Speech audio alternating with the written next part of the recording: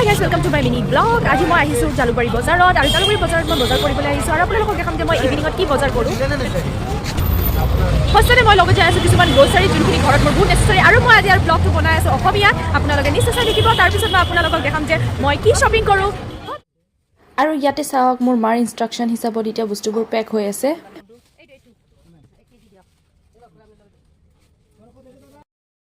বহুত ভোক লাগিছে গাইছ, মই ইয়াতে বহি কেক খাম এতিয়া। চাওক গাইছ, এতিয়া মই ল'ব আহিছোঁ চব্জি। এয়া পুৰা জালুকবাৰীখন চাই আপোনালোক পাগলা হৈ যাব। ইয়াতে পুৰা চব্জিৰ লাই আৰু ঠাণ্ডাৰ দিনত চব্জি দেখালে আপোনালোকে নিশ্চয় জনাব ঠাণ্ডাৰ দিনত আপোনালোকে কোনটো চব্জি খাই বহুত ভাল পায়, কাৰণ মইতো মাছ মাংসতে জীয়াই আছোঁ। গাইছ বজাৰ কৰি এতিয়া মই অ'টত বহিছোঁ, এতিয়া মই ঘৰলৈ যাব ওলাইছোঁ।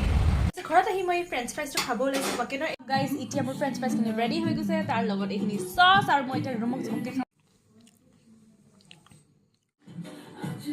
থেংক ইউ গাইজ, আজি মোৰ মিনি ব্লগটো এইখিনি লৈ আছিল। হোপ আপোনালোকৰ